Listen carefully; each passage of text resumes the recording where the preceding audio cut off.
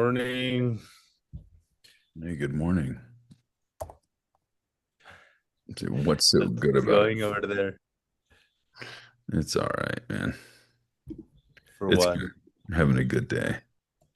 You're having a good day? Having a great day. Good. I'm trying to be, Just what is it, willful thinking. nice. To me, it's funny that our backgrounds is like Yeah. we could be in a Gaia interview. Oh, with Jaime Musan. Yeah, exactly.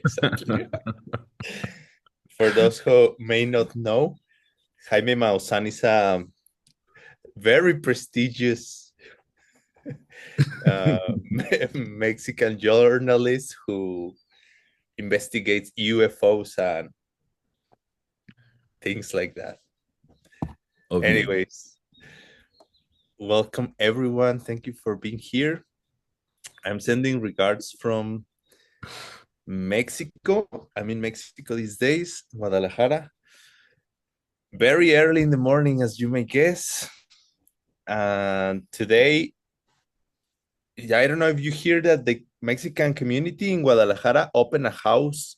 It's a place called Casa Tartuc. It's like their Oh. new center. And today there's gonna be a like a kind of a celebration. Hmm. How do you call it? A Open ceremony. open Oh. house Hmm. celebration Hmm. event. So sharing some of news happening over here. And thank you, translators. Welcome. Thank you, Olga, for being here. Ola was translating into Ukrainian. I don't know who else is in today channel of translation. Ina as well.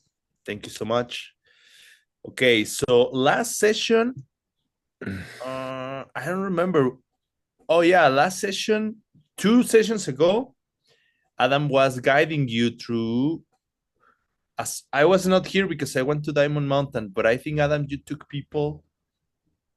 It was true. Some people may. It seems that some were saying you were taking them through the different kinds of mental images, Rikchi, Dunchi, something. I don't know. Hmm. Hmm. But then people were very excited to hear more from you about the yogic direct perception of emptiness. Yeah. Hmm. And on my side, what I've been doing is I keep going through the run look section of the book, the Door to Emptiness book. Hmm. I made some cool progress with the flow charts that I Yeah. was showing you. And what I can say is like if you take some time to go slowly and steady through the book, I'm starting to realize how it can be so helpful. Sometimes there is this idea that maybe the information contained there could seem for some like redundant or just information that we don't understand. We may not understand why knowing about primary colors or secondary colors will transform our lives. Hmm. But now I'm seeing that if you really spend time with the materials, good ideas are going to start popping up in your Yeah. mind. Yeah. And maybe not necessarily about the content itself, but the way that you work with the content by the kind of categories and systems you're using, ideas start popping out. So I keep encouraging people to maybe not only, of course, it's so great if you can come to these sessions. To me, it's like a place where we together share and explore these ideas. But if you have like calm time, quality time that you can spend yourself with these materials, I think it can really help. Hmm. To me, it happens like sometimes I just spending like chewing over and over on the same topic, and then all of a sudden, something clicks and it's very cool. Mm-hmm. Okay, so my question for today will be for Adam. Mm-hmm. Would you like to start presenting the topic of yogic direct perception, or would you like me to start showing the new chart flows on the category of the door sense of smell? Let's see if we can yeah, I think it probably would be good to hear what you have to present first, so we can get our minds a little loose, maybe. Okay, okay, And, okay. yeah, we can all kind of wake up a little bit, at least from my side, and prepare ourselves for maybe something that's a little bit harder to understand. Sounds good. Okay, so just before we start, um, let's just take a quick moment to set up intention, motivation, and maybe a little bit of where will we like our day to go, or if you're already, I don't know, in the end of your day, whatever you are, you may think like in your tomorrow, kind of where would you like this little seat to take you? For example, I could say that I would like that the clarity and understanding I could get through these topics could take me to make better choices, better decisions, to behave in a better way that helps me to get where I want to get. And probably mostly it means, may this understanding help me to be a more loving and kinder and wiser person. If I understand how reality works, may that understanding lead me through good paths.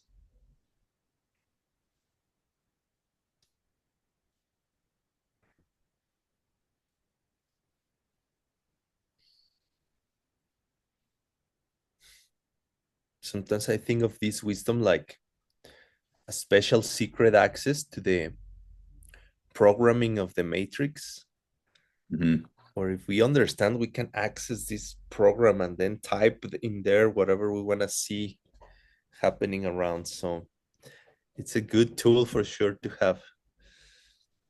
Mhm.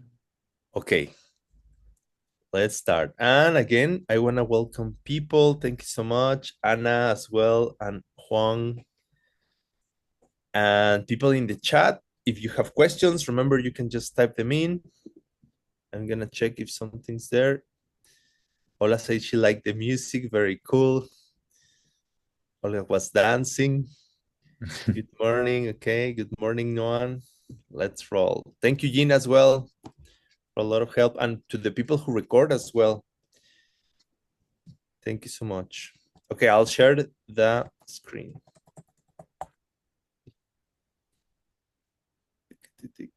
Okay.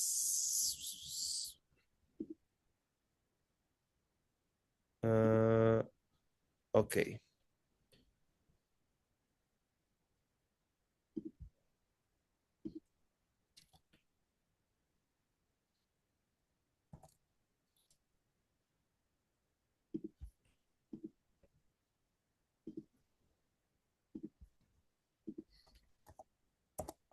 Okay. Can you see my white screen? Beautiful. All right. So I feel like the more I spend time with the PPT and stuff, I'm learning new tools, which is great. There is some that I haven't yet understand how to do, and I'll show you in a moment what I was trying to do. But check it out. This is new because now you see the white screen. Before you will see like the connectors, but now I learned. Check it out. Okay. Okay, I guess really before I show you this, let's go to the text.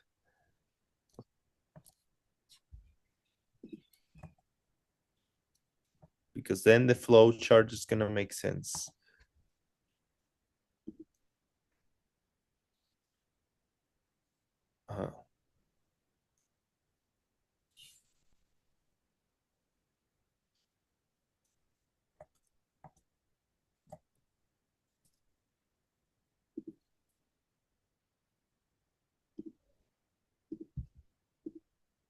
Wait, I'm going slowly because I got lost in the documents. Okay, share. Okay. No, I need to do this, yeah. Okay. So now, this is the run look section, and we just finished the other day investigating an in-depth dive in the door sense of sound. For that, we explore all these charts. Oh, no, not this one. But well, it's probably good that if this is maybe the first time you're here, you at least get a little picture of what we've been reviewing. And all these materials you can find in the Telegram chat group. There is access to them. So we review all these, then we dive into form, matter, categories, outer form, inner form. We start getting familiar with what's the meaning of to be outer form or inner form, how outer form is divided, all the door of senses. Then we start with visible form and the divisions of it, the permutations of it, the primary colors, secondary colors, certain things that are both. Well, first shapes and colors. And then, yeah, which happens to be some of the things that are shapes are also secondary colors. Like that's the kind of thing that I tell you. It may seem like not very clear why it's helpful to study these things, but then all of a sudden things start clicking. And you can watch recordings of all these sessions if you ever want to review or check what was shared in those sessions. Then we start with sound. And we realize the sound can be divided by sound produced by the parts of the person and sound produced by things that are not parts of the person. Examples of each one of them: clap of the hands, sound of a river. But we realized this was not working because there was two ways of dividing sound inside the attempt to divide sound. So we move on into the circle category, which I've been saying is so interesting to me. Realize how this is taking us to Chichedrak, quality and characteristic, group and subgroup, or set and subset. And then we realize where all these different kinds of examples of sounds, where will they fit? And also, what's the meaning of fitting inside each one of these groups? What an object has to have in order to be able to fit inside a particular group or category, or also I will call it a label, which can be also a mental picture. Mm-hmm. So the mental picture of, let's say here, not a verbal expression as a quote. You see how Geshe likes to do this thing of quote, not a verbal expression. Mm-hmm. And then we realize, like, if we put river, let's say the sound of a river here, does it fits or does it has this label on it? Is the river suitable to carry the label called not a verbal expression? We will say yes, okay, sure. And at the same time, you see it's inside another group or carries on another label called as well not produced by the parts of the person. At the same time, it's part of a bigger group called it sound. So river fits all these. It's two ways of seeing it. One is that river can be part of all these groups inside groups. another way of looking at it is river can carry with it these three labels. So then we keep exploring different examples. I encourage people to write for yourself. Do this exercise yourself, and you learn a lot from doing them. And then in Orange, I was just writing things like conclusions or ideas that I start getting while doing these exercises. For example, if it is a sound if a sound is a verbal expression, it will always be a sound produced by the parts of a person. So stuff like that you start categorizing, like if one thing is this, it will always have to be this other thing necessarily. And all these are great tools for debate later. So you see a lot of ideas start popping out. These orange were like the ideas that I was like, okay, I'm realizing this and this and this.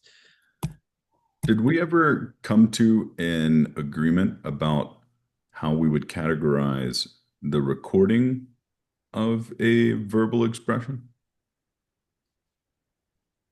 No, but that was a very, I remember you point that out. And that to me was a very interesting thing, really. Even you used the example of this Zoom chat. Yeah. Like, is the sound that you are hearing right now, let's say from home, is it produced by the parts of the person or not? Because you could argue that it's the computer replicating the. Mm-hmm. Mm-hmm. Now, what is interesting to me is why do they decide to divide sound into produced by the parts of the person and not? Because then another thing I'm realizing is like there could be so many ways to divide sound. Let's say, for example, what if I come with this idea like sound produced on Tuesdays and sound produced on Saturdays? Yeah. You see, it's almost like, but then later sometimes happens that you keep going and then you realize certain things why it could have been produced like that.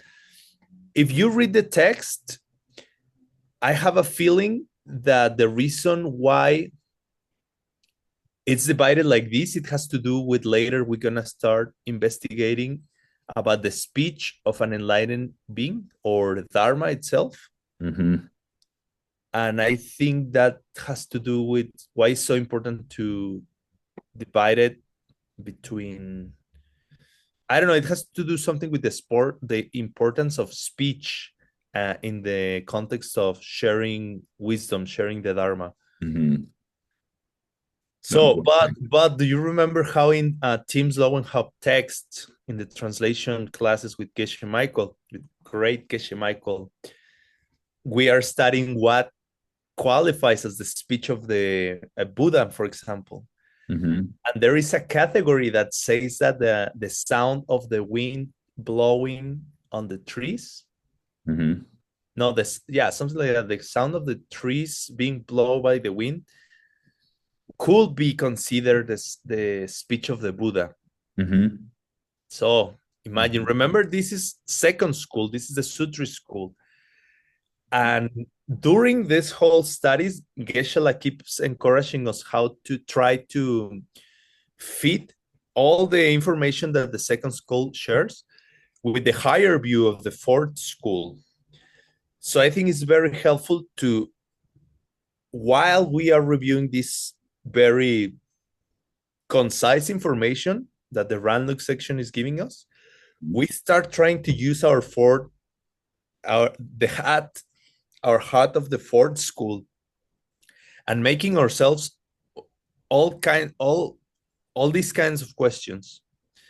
Like, wait, what about the well, is it necessarily that the sound of the river is always a non-verbal expression? And if we take it loosely, we say, yeah, of course, sure. But then if we try to dig deeper, we may come up with, okay, what if that river is an emanation of an enlightened being? What if the sound is being produced by an emanation of a Nirmanakaya. And then you know how they say that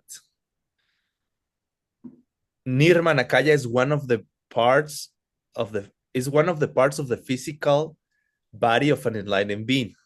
Mm-hmm. So if a river is one of the physical parts of an enlightened being, we will have to say that a river, it's Mm-hmm. the sound that that river is producing, it's a sound that belongs to the category of sounds produced by parts of a person. Mm-hmm. Unless, well, I can go deeper, but unless when we are talking about the person, they are talking about, you know how Semchen in Tibetan, it usually means how do we translate Semchen usually? Living being. Mm-hmm. But traditionally, enlightened beings are not considered Semchens because the very,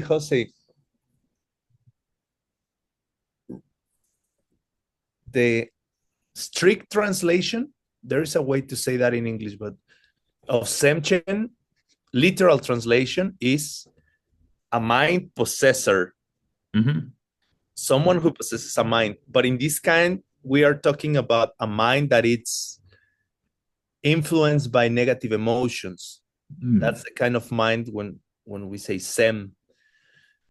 And because enlightened beings don't have a mind which is imbued by negative emotions, they are not considered sentients, although they have a mind.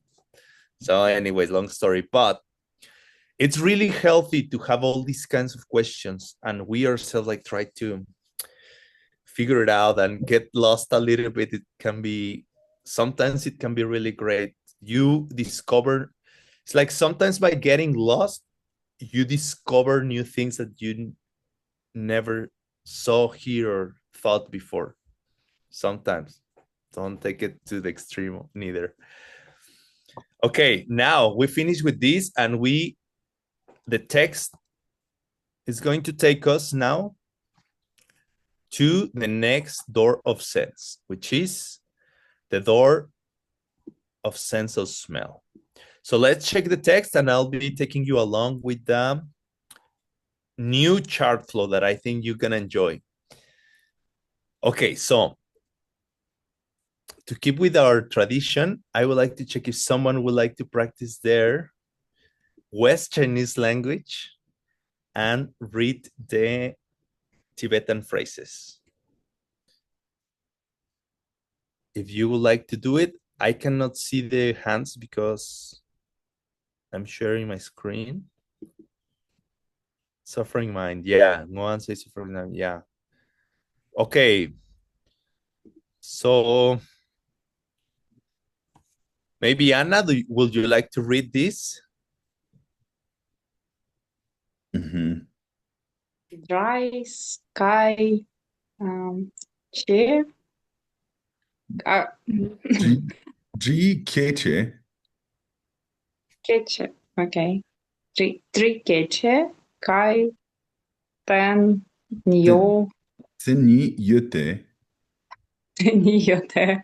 You're doing great. The only way you get better is by practicing. Yeah. Yeah. Na, Good. I, Yeah. I don't know. No, Nashe. Good, it's good. Yeah, just say Nashe. Nashe, ki, Now young. this next one is a little tricky. When you see an MY, it actually becomes a NY. So it would be Nyong, Nyongja. Nyon, Yeah. nyon, ya, Yeah. te, in pa, chir. Awesome. Very brave. Thank you. Yeah. And now I'm thinking, Adam, also in YouTube, there's like all these short videos that Geshe recorded himself like 10 years ago or so. Mm-hmm. And he teaches all these things you were talking about, like when some special combinations of letters come, the sound changes. So we can share those videos on the channel for any of those who maybe would like to take a look later. Okay, thanks a lot, Anna. It says in English, there is a definition of the door of sense of smell because that object which is detected by the consciousness of the nose is that definition. And then smells may be divided into two types, natural smells and concoct smells. We went already through this. We just mentioned that concoct, I didn't know what it was. It just means compounded or created, put together artificially kind of thing. So we have the door of sense of smell. Its definition is that object which is detected by the consciousness of the nose, and it can be divided into natural smells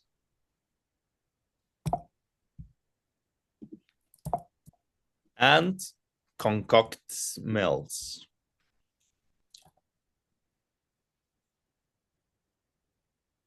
We can posit an example of a natural smell. For the smell of sandalwood, will be just such an example. Bam, smell of sandalwood. Now I want to share something with you that happened to me while I was working with this. It was at first, I just wrote sandalwood. Okay, what's the example of a natural smell? And I just wrote sandalwood. And then, because I had to keep doing more charts and more charts, you will see in a moment, and keep repeating sandalwood, sandalwood, what's the examples of natural smells, concocted smells. But the text keeps saying, it doesn't say that sandalwood is an example of a natural smell. And you see how important in debate is super important the words that you decide to use to posit an example.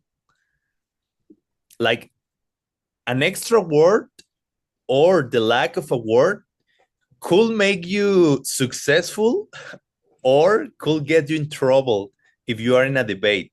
Super important. I like that. It's like a very detailed game. You have to pay a lot of attention of what are you saying or what the other person is saying as well. So then I keep going, and then all of a sudden something clicked on me and I was like, wait, I'm making a mistake. Because I'm just saying that sandalwood is an example of a natural smell. The mistake I'm making is that I'm taking out the smell of sandalwood is what is a natural smell. And why is it so important? And then immediately it took me to one of the debates that we were studying at the very beginning, where at some point it takes us to say that it is impossible to find a white horse in nature. And basically the argument, it says that the horse is not white. What is white is the hair of the horse. It's the color of the hair of the horse. And then that triggered a lot of ideas, because it's what Adam was explaining to us like a few sessions ago of this idea called the Den Manducci, the person which is, how to say, affected by, how do you call it? Contributing factors, the person which is forced, or how, I don't remember. How do you usually, there is a way to define the Den Manducci. It's like things affected or subsumed by other elements. But anyways, we'll get there.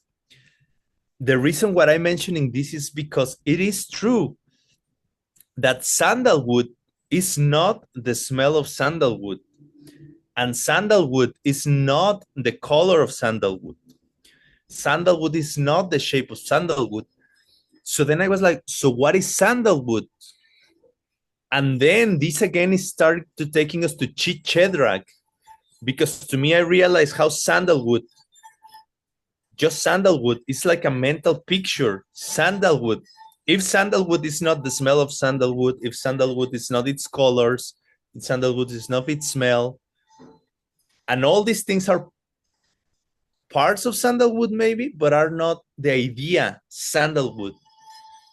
And then I realized this to me is one of the examples why chewing over and over on these things, it will trigger ideas in you. This just came to me because I have to write so many times, keep writing and keep writing the smell of sandalwood, not sandalwood, but the smell of sandalwood, the smell of sandalwood. And I was like, why not just sandalwood? Then it came to me. Just trying to sell you the idea of work yourself with this text, give yourself the time, cool things can happen. Mm-hmm. We can posit an example of a concoct smell for the smell of incense that it was compound would be just such an example. Natural smells can be divided into two types: natural smells which are pleasant and natural smells which are unpleasant. Okay, concoct smell examples: smell of incense that was compounded, natural smells that are pleasant, and natural smells that are not pleasant. Again, to me, interesting why they decided to divide them into these categories, into pleasant and non-pleasant, but we'll see. Examples of natural smells that are pleasant: smell of camphor, smell of saffron. Examples which are not pleasant, natural smells: smell of asafoetida and smell of sulfur. Apparently, asafoetida is like a plant used to make some medicines. I Googled it. All right. And then again, concoct smells can be divided into pleasant and also non-pleasant. Traditional examples: smell of incense that was compounded and smell of incense from the central province of Tibet. Examples that are non-pleasant: smell of many foul-smelling medicinal plants compound together. Okay, great. It was like, nice. I guess I finished. But then I realized this thing, like, why are they using the same example of incense that was compounded as a general category of concoct smells? And then they give you the same example for concoct smell that are pleasant. They give you again smell of incense that was compounded. So then that started triggering me like question, like, oh my God, these guys are never supposed to do something by mistake. Nothing is random. And we are encouraged to think that way. Remember when we started this course that Geshe, one of the very first things he encouraged us to do is to wonder why these guys chose the topic on white and red. Was it just a coincidence? Does it have a deeper meaning? But this exercise of starting to wonder why, I think is one of the beautiful practices that Geshe is encouraging us to do, to go to Diamond Way practices. Because we take it later to other aspects in life, like why this thing happened to me, why this person say this to me, why I saw this particular message in this particular moment of my day today. And Geshe say that we are supposed to try to develop this, I don't know how to call it, like sixth sense, where we start being suspicious that magic is happening all over, around, all the time. Last time I remember, I think it was in Mexico retreat when Geshe shared his last class with us. A few months ago, he said, like, as a homework, I want you to be suspicious of finding signs and hidden messages. He said, especially when you are traveling. I don't know if any of you remember this. He said, when you are on a trip, traveling from point A to B, maybe you're about to catch your flight, you're in the airport, or you're in the bus station or something. During this transition, traveling, try to be aware, try to look for special signs, special messages for you.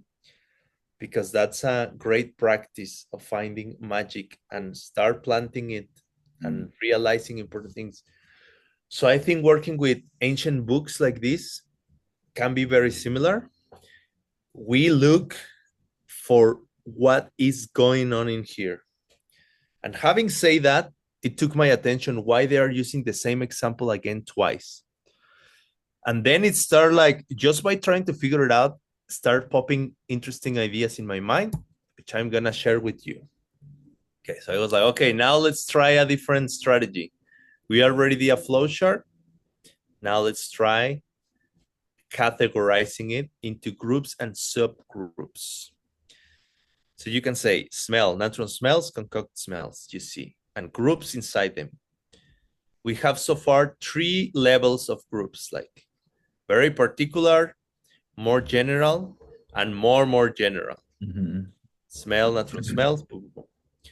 Now start playing with colors just so it's easier to catch. The golden ones are like examples that you can point at almost, and the blue ones are more like categories or groups. In a way, we could almost argue that the blue ones are mental things and the golden ones are physical things, or sometimes called also Rangsen and Chitsens. So the golden one will be Rangsens, things that you can almost like, I don't know, find at the physical level, which, by the way, this school, number 2, claims that only Rangsens are ultimate. And then Chitsens, ideas or mental things, are just not so ultimate. But the funny thing is, like, other schools, higher schools, will totally disagree with that. And some schools will actually say the opposite. But anyways, let's keep going. Here I'm just trying to share some ideas that could trigger curiosity for you to go deeper later. Okay. So this is the thing. But then I was like, okay, but now we were talking about the smell of sandalwood. So where should we categorize smell of sandalwood?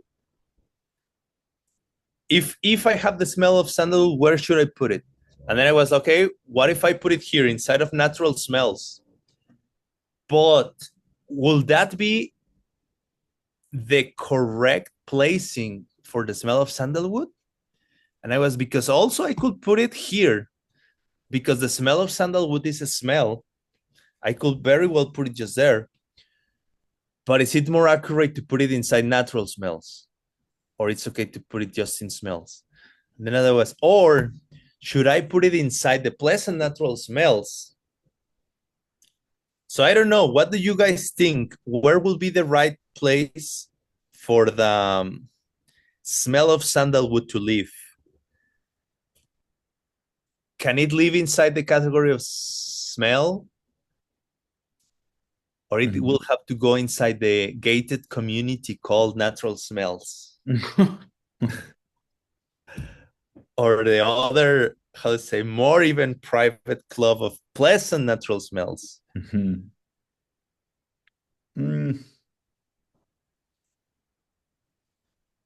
then I start wondering like that, it's like, the funny thing is, like, I will go for a walk and keep thinking, where is the right place for them to live? Yeah.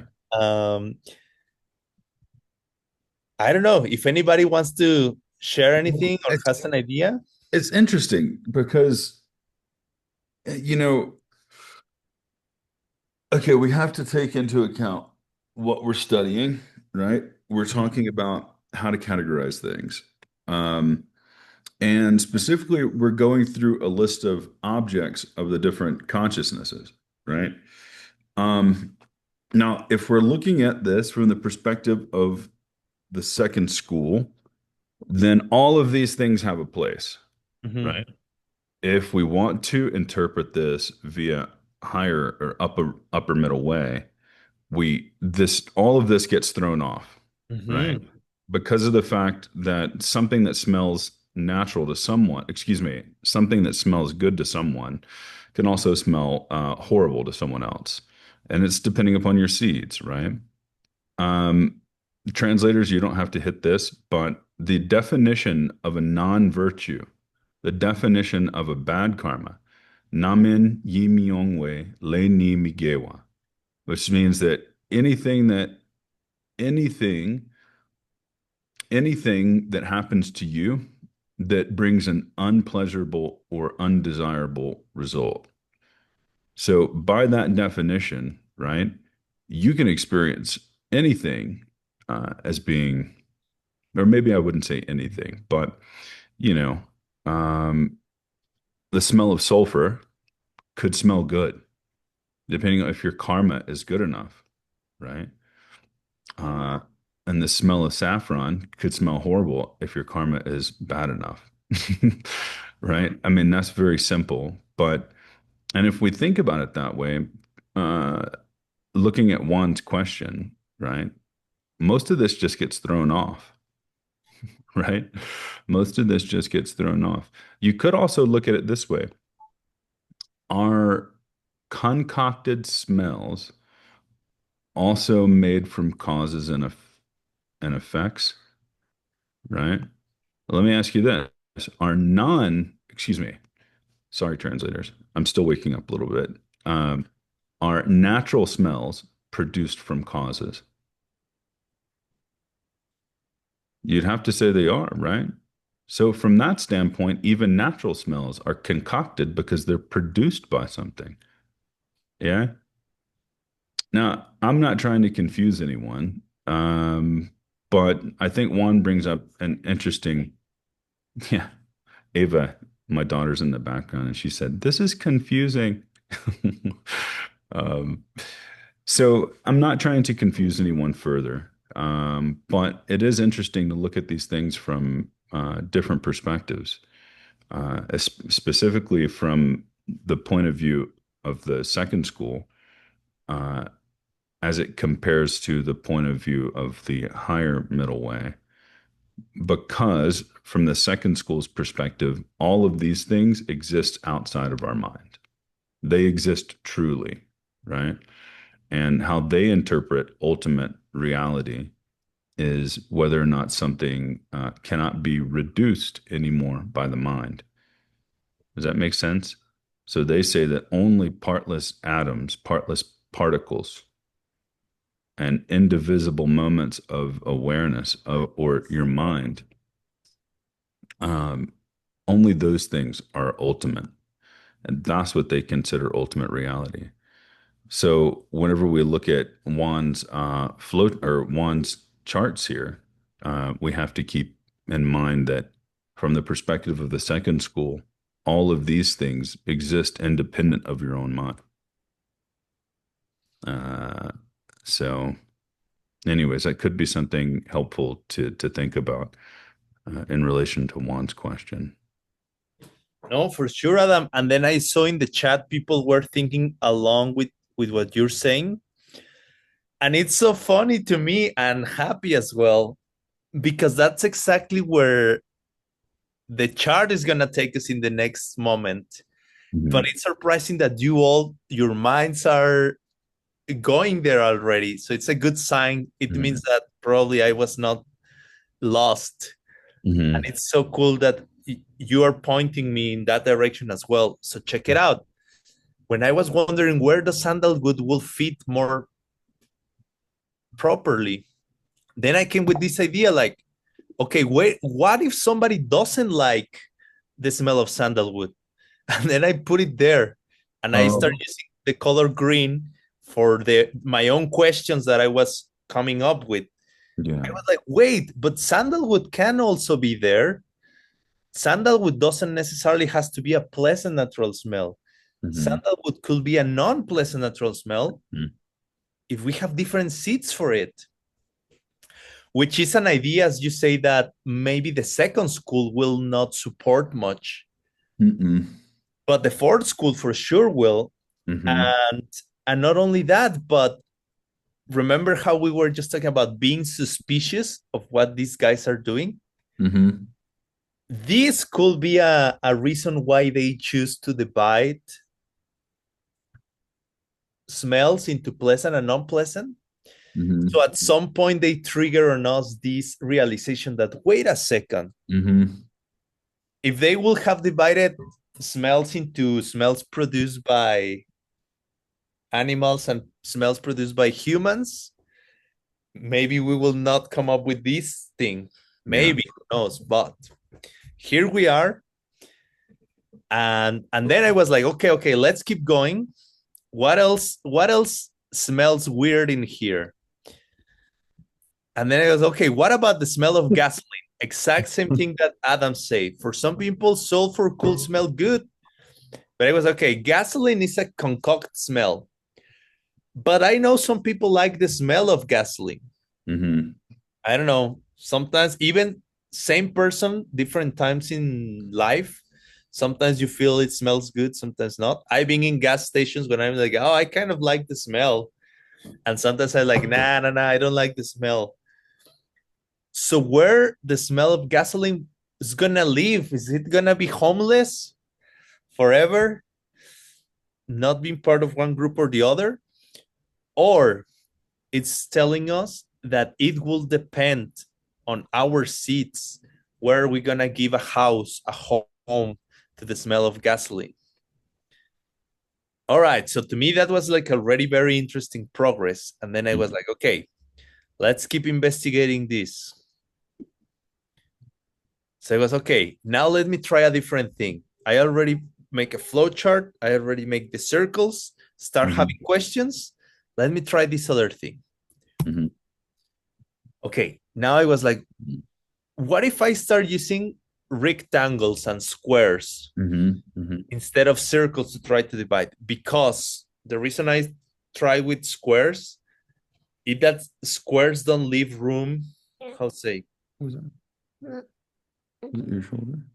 It's kind of to convey the idea that if something is one thing, it cannot be the other. Like only 50-50. That's why I try with rectangles this time, just to convey that idea. Like one thing is going to be either one or the other. It cannot be in between. Like circles, to me, it seems that they can be, you see this? They can have common areas. But in this case, what I wanted to express is like this time, no common areas. It's either one or the other. So you see, we have smell, we have natural smells, concoct smells, and then same thing, pleasant, unpleasant in both sides. Okay, so it was, okay, where am I gonna put this smell of sandalwood? Is it just gonna, can it be only a smell in the category of just smells? Does it has to be a pleasant smell? Could it be an unpleasant smell? Okay. Then I was like, okay, what about gasoline? Gasoline is kind of in between. Where am I gonna put it? Is gasoline necessarily a concoct smell? That's the next question. And then I was like, can things exist here in the sense of only on the category of smell? And then I was like, what is it that is forcing sandalwood to live in a gated community, to live inside a category? Why cannot sandalwood be a happy camper and be in the outdoors there in the realm of smell? But why do I have to force it and be in the smaller group called either pleasant or unpleasant? Why? And it's because we are labeling that way. Because maybe if discrimination is not yet involved, we could living in the woods. We could let it live in the bigger category. And then it started making me think about one of the 5 hips on discrimination, that things that we like, things that we dislike. And is it always the case that we are going to discriminate things? Are we going to label them always? Could we think of a smell that is neither pleasant and is neither unpleasant? Is such a thing exist? And what I was thinking is like, maybe it can exist in the sense that if we don't bring the awareness there, it's like there was a saying, right? That Geshe says famous quote in Tibetan that everything seems fine if you don't look too closely. Mm-hmm.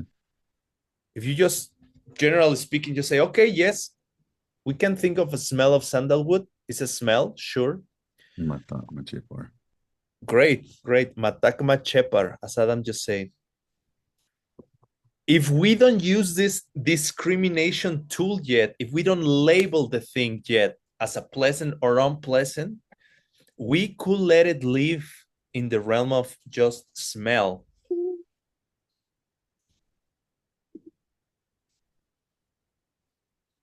It's almost like the more we let things to be. I want you to hurt yourself.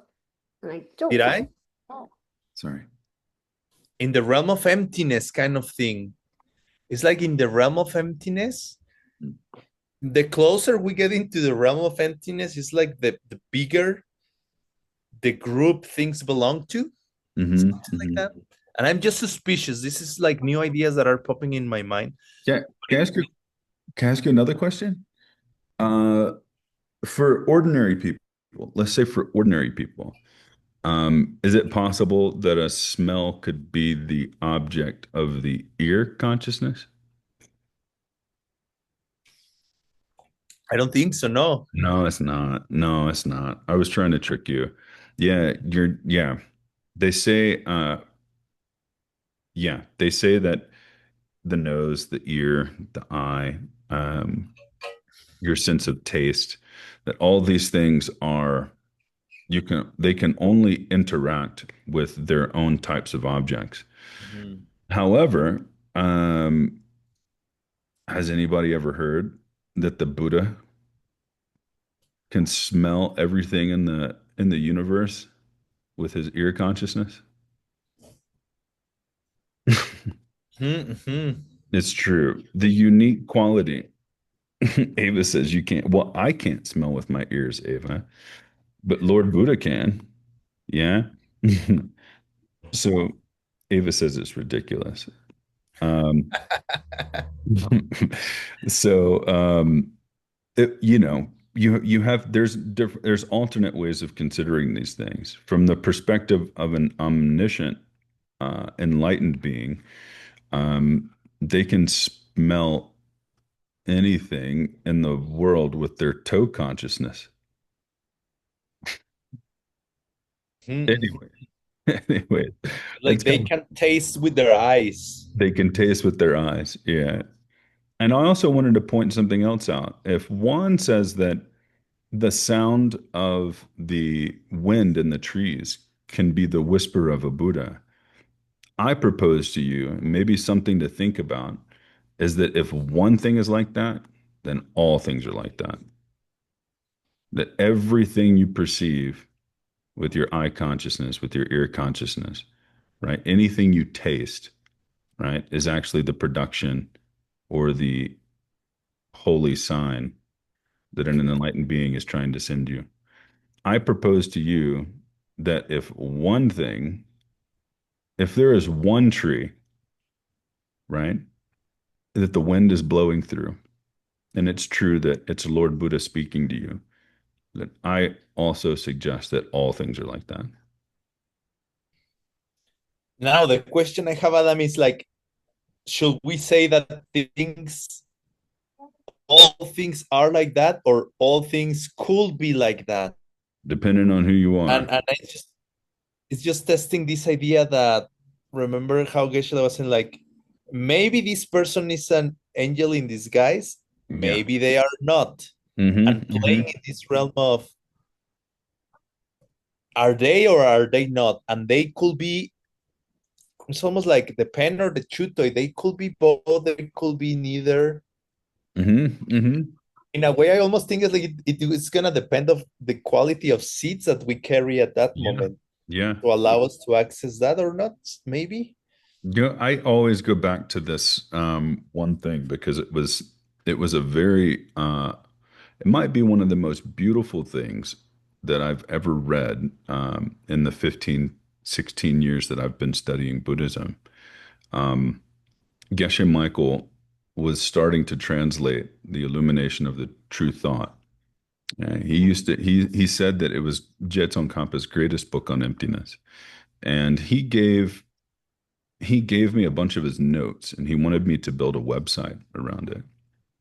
And he had just translated like maybe like 30 or 40 pages. And so I had his notes before he had started publishing them or sharing them with anybody. And he had this footnote in there. And the footnote was talking about the magical things that happen to someone who sees emptiness directly. And he said that one of the first qualities of an Arya, something that comes along with being an Arya on the first Bodhisattva level, is that they get 100 emanation bodies, okay? And they get 100 bodies to serve each one of those. So each one of the emanation bodies also has 100 bodies surrounding it. And it specifically says like 100 bodhisattvas, if I remember. Like, so the second bodhisattva level, whenever you reach the second bodhisattva level, it increases even more. It's like 1,000. And then each one of those bodies has like 1,000 bodies around it. And by the time you get to the eighth bodhisattva level, the holy person who was giving this description said that it's unimaginable. Like you can't even count it anymore. There's no use in trying to give it a number. And the way that I interpreted that was that pretty much means that everybody you encounter. I mean, you're talking about every ant, every fly, you know, every dog, every person you meet. And I would say that every time the wind blows in the trees, uh, it's a Buddha. Um, and then you have to think about all the worlds, right, in this universe. I mean, it's endless. And that means that if there's one Buddha, if there's like one Arya who's progressed through all of the paths, who has reached nirvana, and who has then gone on to become a total and completely enlightened being, that's just with one Buddha. But they say that there are 84,000 Buddhas who've already kind of come. If I hold on, no, don't quote me on that. You can read it in the Diamond Cutter. They talk about all the Buddhas who have already achieved enlightenment. So if just one Buddha almost gets countless emanation bodies, then what about all the Buddhas who have ever come before us? You know, that makes me feel a little bit better.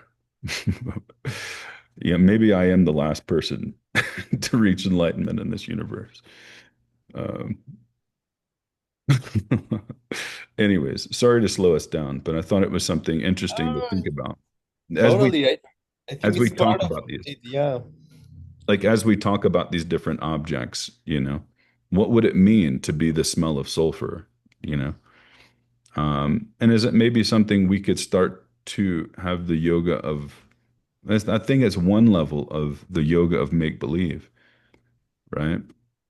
Uh, in which you're trying to plant the seeds to see these things as holy. So I have a tendency, and this has been my own personal mantra, um, that things are only as holy as you make them, right? And so the more you can treat the people around you like angels, you will actively plant the seeds to eventually see them as angels, right? And I think you could say the same thing when it comes to smells or things you hear, right?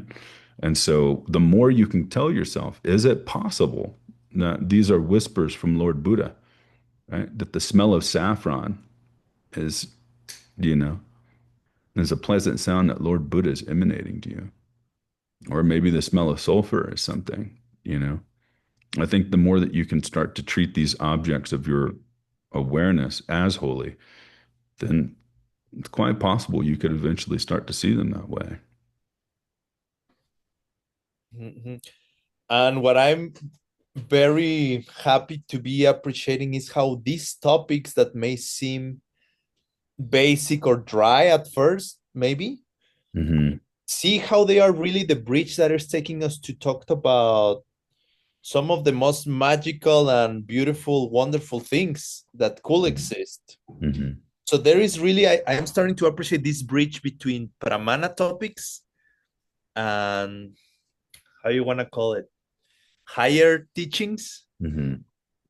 And this bridge that it brings me back to this quote of Gyaltsab that was saying that the most helpful thing that his teacher, Jetson Kappa, ever taught him, and he specifically say, even above the secret teachings, to me was logic and pramana, clear thinking.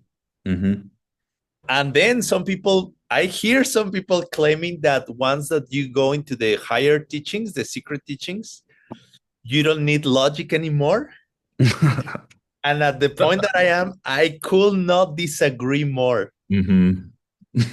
It's crazy. It's crazy how that can be a popular idea, but I will say it's wrong at this point. And maybe I'm wrong, but I will say it's wrong. It's very interesting, but it's true. You have to have a very well-developed logic to understand how it perfectly fits with the higher teachings. Because if you don't understand much logic, I can also understand how it will seem that you don't need it, or it's just different and you cannot use it. Because there are so many magical things happen that conventional logic may not be able to follow, but a well-trained logic will know how to follow, even on the stance of magic and unconventional things. Because even those things have a consistent way of existence, which is seeds and emptiness. So very beautiful. Thank you, everyone, for giving yourself the chance to swim in this pool of dry logic and magic.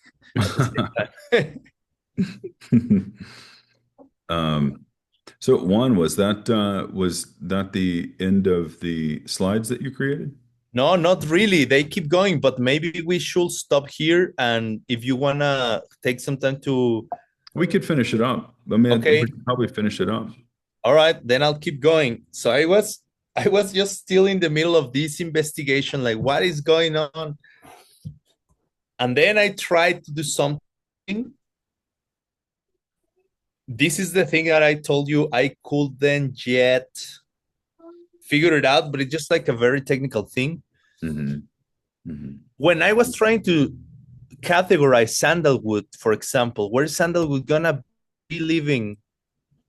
Then I was like, okay, I came up with this idea. The thing is like, this is my attempt to explain the equivalent of the circles merging with each other, but now using squares. What I was trying to do, you see how it's like a big, like the big square on the background, blue, light blue square. It's supposed to represent smell, the general category of smell. And what I was trying to do is to use this kind of pink or orange little squares, but I wanted to do a color, like a translucent color, where you could also see the blue in the background. And I haven't figured out how to do that, but I want to share with you here. I think now you can see my PPT. If I try to make this bigger, you see how I get the translucent color? That's what I was trying to do. And I'm just showing you so the idea gets more clear. The idea of this is representing that once one object belongs to a big category, not because it now belongs to another category, it stops belonging to the previous bigger category. Does that make sense? So, say it in a different way. Let's take the example of this sandalwood over here. Not because now this sandalwood lives inside the category of natural smells and inside the category of pleasant natural smells, it means that it stopped living in the bigger category of smells. Here you can appreciate it with the translucid effect. Mm-hmm. It still belongs to the category of smell. Mm-hmm. It's just that not only that, but then it also belongs to other categories. And I realized that in a way, belonging to a category, it's synonym to say, in this case, that it's a possessor, a chen, like Sem Chen, a possessor of mind. In this case, it's a possessor of other qualities, extra qualities. Now the question will come, how many qualities can an object have? And in a way, you will say that the number of qualities that an object can have are infinite. Yeah. Because you could say like one of the qualities of this, okay, one of the qualities of, can you see my phone? One of the qualities of this phone, it that has a white corner at the right top. Yeah. So this object belongs to the category of objects who have a white corner on the right top. But the right corner has infinite parts into it. You know, this thing like you can divide the corner in half and it has a right and a right. So in that way, I just realized that the number of labels we could put into an object is also infinite.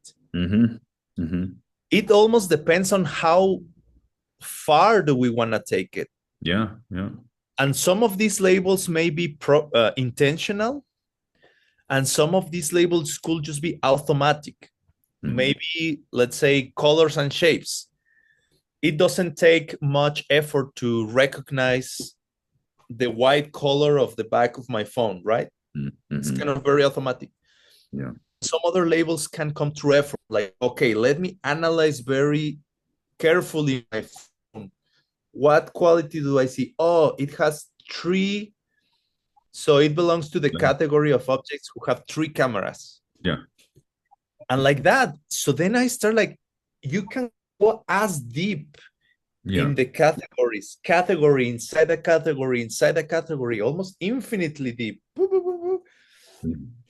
Or you can also retract and go back and go to the up and like, because smell, if you remember, smell, it's part of a bigger group called outer form. We started all this investigation first with a bigger category called outer form.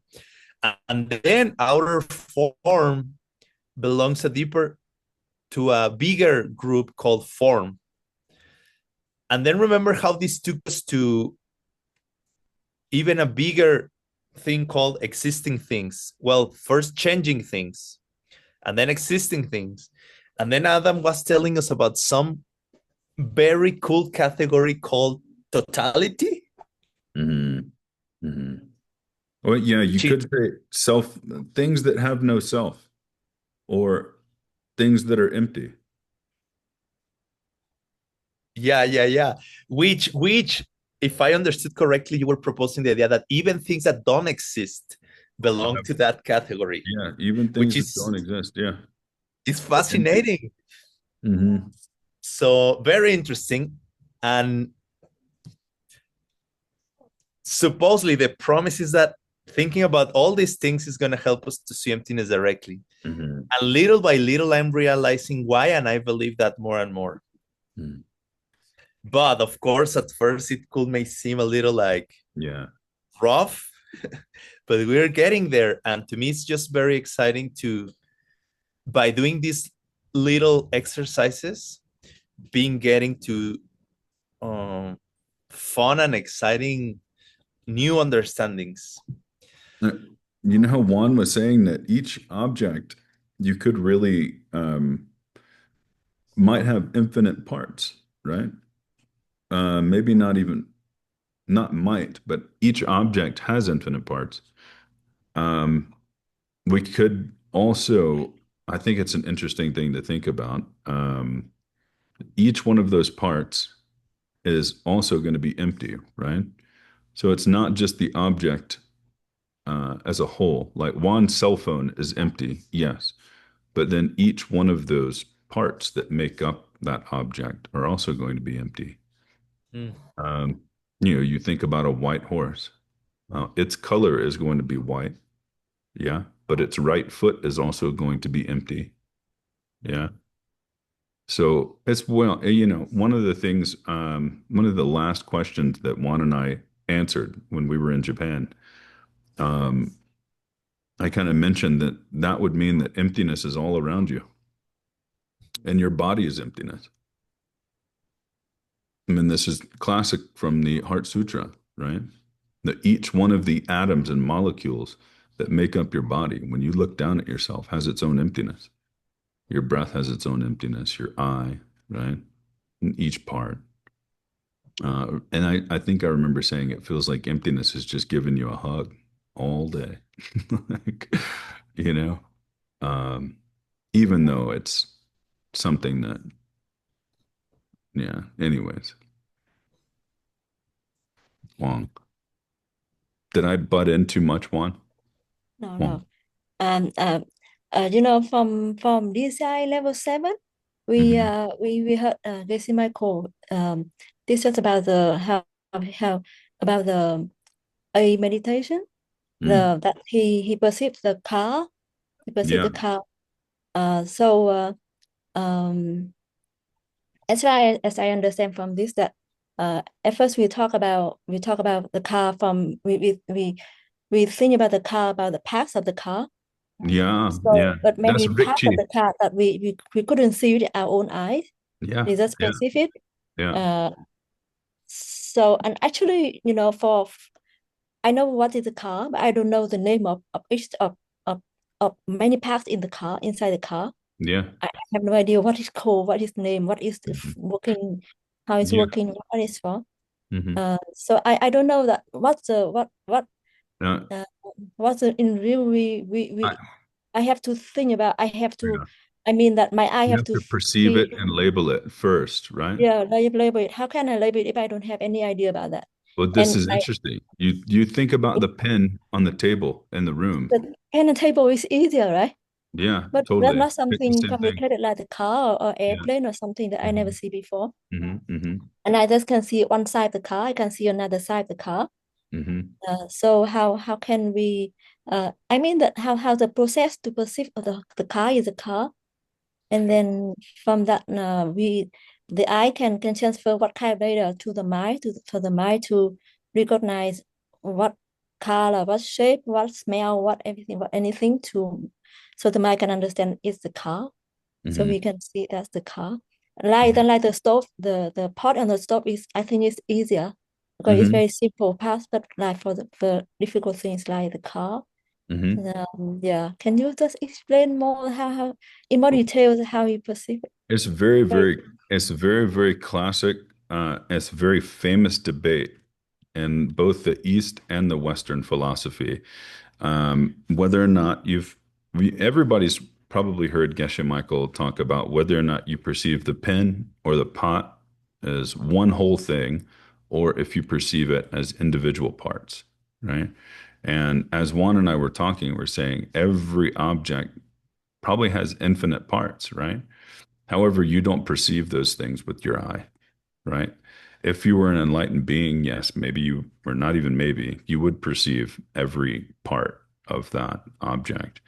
Um, if it was true that you could perceive the pen or the pot as one whole thing, then that would mean that you would perceive the backside of the pot that you couldn't actually see with your eye, right?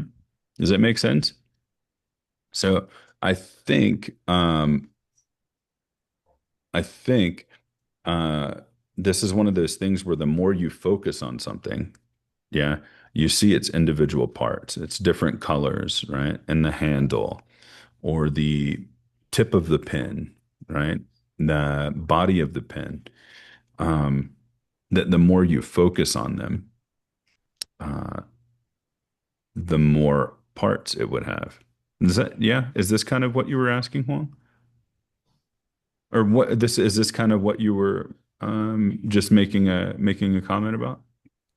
Because in the picture that Geshe Michael showed us that they had the past, also the inside past, Yeah, yeah, the yeah, sheet, the everything yeah, inside. yeah, But I think for the eye to perceive is just the thing outside, the door, the handle, the light yeah, or something that we can see it from outside, yeah, not the from inside for now, not enlightened yet. yeah. So for us from the something that we see from one side, not the other side, but Hmm. the Zen can send data to the mind, and the mind can see it as a whole Yeah. and know Mhm. that it's a car. Yeah. Well, it's interesting because your mind can't actually, excuse me, your eyes cannot actually perceive whole objects. It's impossible. That's very interesting to think about. This is classical philosophical question. Does your eye perceive a pot? It does not. Does not. Cannot. The reason I say that is because there are a few ways of proving that your mind cannot see a pot. First way I would choose to look at it is in order to consider something one whole thing, you have to be tying together different parts, right? So when you think about a pot, you think about the bottom of the pot, the handle on the pot, right? The place that you pour the water into. Yeah.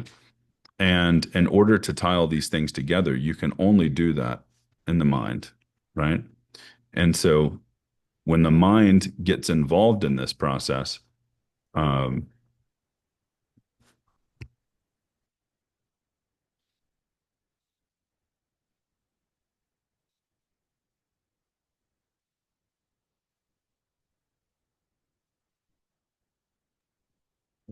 yeah. Um, so it's interesting when you consider things from the perspective of the second school, right? When we consider things from the perspective of higher middle way, then our mind is actually objects are the physical things overlaid with mental images, right? So you start to realize that the way you label things uh, is also coming from a seed in your own mind. Um, Now, Huang, I once again, I don't know if this is quite where you were, what you were thinking about. Um, Actually, I just want to see the process clearly, so we can bring that into the meditation. oh yeah, well, this is Because interesting I because Huang, sorry, go ahead. yeah, because I heard we can imagine the way that the seeds Uh-huh. projected, and then Yeah. we can take it back, Hmm. make it back. So it's the whole process where we can do it Hmm. again and Yeah. again, over again. Yeah. So I just want to see how it Well, goes, so we can have so it in yeah, details in the meditation. this also really relates to what you were, I think it was used specifically in the chat that it's asking if we were going to talk about Rikti and Dunshi, right? And we're going to talk about the difference between these two.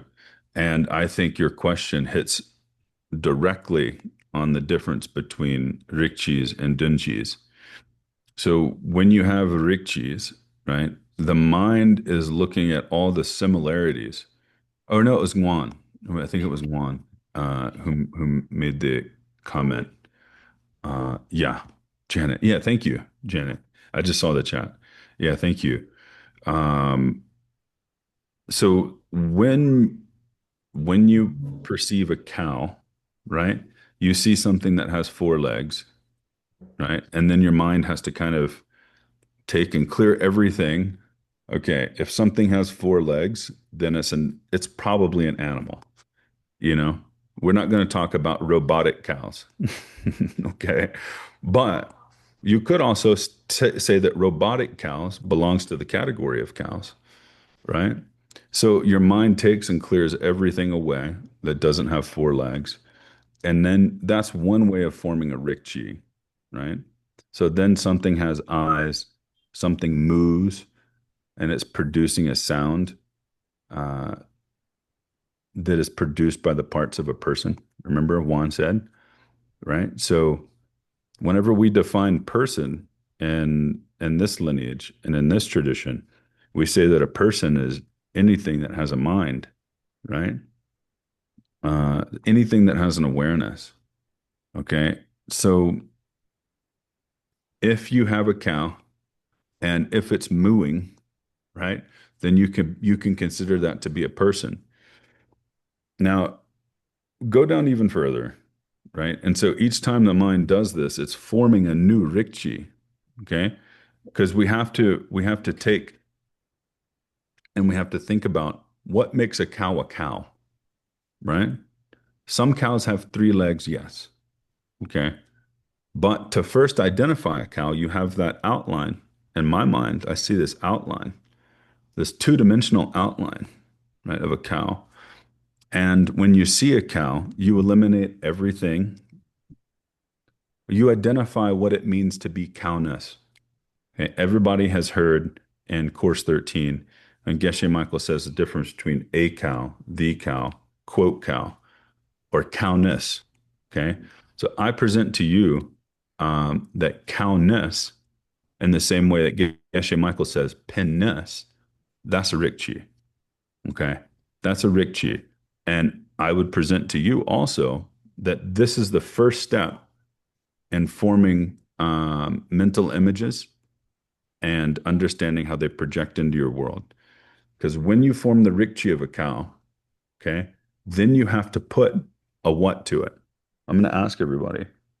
When your mind clears everything away that's not a cow, and the only thing that's left is a cow, then what does your mind do? Second step. I know Janet's got it. She's thinking Janet's got it. What happens next?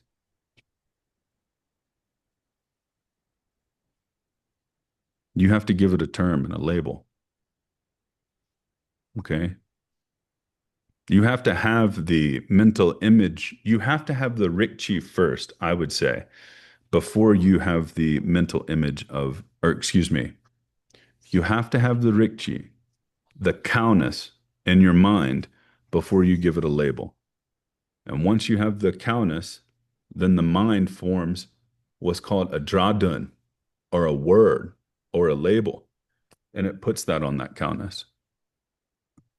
And I propose to you, right, that these two mental images, I would say, are most important. So if you can understand rikchis and dunchis, I think you're starting to have a pretty good idea about Chichedrak too. So we were talking in the Telegram. Somebody brought up, what's the difference between rikchi and dunchi? That's the difference. The rikchi is first identifying cowness. Okay, and I hesitate to use quotes. Okay, so I don't want to use quotes because in English, when we use quotes, we're talking about a term or label, like a literal meaning of cow. Okay, the literal meaning of cow, when you think cow in quotes, that's dunchi. Yeah, make sense? All right. I mean, it's something to think about. And we can go into it deeper. We can, But yeah, you do this, I think, with Juan's cell phone. When you look at the 3 lenses on the back of his phone with the camera. Yeah, Yeah. And so then your mind kind of goes in, oh, this is, you know. Anyways, I could go on and I could keep talking, but I don't want to bore you. And I think that's a great presentation. We could prepare some materials to explain in depth this difference. I always like that topic, the difference between Rikchi, Dunchi, Drachi, and there are other chis. Rangsen, Chitsen. Yeah, you have cheese We'll prepare pizza. on that. Yeah. And now the thing is like today we didn't finish even yet the charts on sound because more things were coming. The next thing where I was planning to go is this idea that you mentioned, Adam, as well, that even if we take it further, we could start arguing that not only the smell of saffron is not necessarily pleasant or unpleasant, but we could start arguing even the fact that if it's a natural smell or a compound smell, Yeah. and the emptiness of that as well. Mhm. But we'll have to leave that for next time. Janet had a very beautiful observation here, and I think she always contributes very wonderful things to the conversation. So if you can get a chance to read her comment maybe before you leave, I think she could offer something to everyone here. Oh, this one that says, from my side, whenever I do ACA homework and it asks me to do analytical meditation, I do it very slowly. 15 minutes is fast. I know we are destroying the innate belief that things come from their own side. I still label atoms and protons and neutrons. I believe things are from their own side. At some point, I refuse to go any further. I refuse to go into infinite regression and dependent origination. And you use the meditation word letter and words. So this wrong world view exists on a different level, sadly. I think it's true, Janet. Yeah. And that was my complaint about ACI. They say to do the homework and to do an analytical meditation. And then like I'll just set the 15 minutes, but I really don't do the meditation. Yeah, you're just kind of settling in once the 15 minutes is ready. Yeah. Well, because then I stop and I don't think I think there's a part of me that just really, I want to keep the status quo. I want to keep things really comfortable in the way they are. And if I go to dependent origination, it blows things up and then the world just gets blown up. I'm like afraid of that. And you feel, yeah, totally. Yeah. It's like nothing makes sense at that point, really. Well, then you're opening yourself to immoral behavior, possibly, but I don't know. Right. Yeah. Yeah. I think, Janet, my take on that is that it may be uncomfortable at first, but then you're going to get comfortable with the new arrangement. It's like, I don't know, if you're building like a little something, like a little castle with toys or something, with Legos, and you realize that the foundation was wrongly made. Maybe, yes, you're going to have to take the time to move things around. And at first it will get unstable. But once you put it together in the proper way, you're going to enjoy a new level of stability. So just conveying that probably that fear or instability is just going to be temporary. Then you're going to build a solid foundation that actually going to be more stable, and you're going to feel calm and happy and clear. So it's just my encouragement. Don't be afraid. At first may seem scary, but then later you're going to be even more stable and comfortable. Thank you. And you're not going to do immoral things because you understand how reality works, and you're going to have wisdom and kindness, because when you open your heart, wisdom and kindness and love move in the same central channel. So don't worry. If you really are getting wiser, you automatically going to get smarter in your choices and kinder and loving. So you'll be protected. You won't do immoral things. The more you understand and the more you open your heart. Thank you guys for coming. Thank you so much. We extended 15 more minutes. Sorry, translators, you're gonna kill us. Yeah. We will have to send you a Christmas present. It's 15 minutes of free. We gave you 15 minutes free Dharma. Yeah, thank you so much. But let's think about it, Adam. I'll talk to you about a presentation on the different cheese, including cheese pizza. Okay. Cheddar, mozzarella. All right. Thank Okay. you, everyone. I guess we see again next week. Okay. Bye, guys. Have a good day. Thank you. Thank you. Translators, recorders. Yeah. Sorry for keeping you long. Thank you. Bye.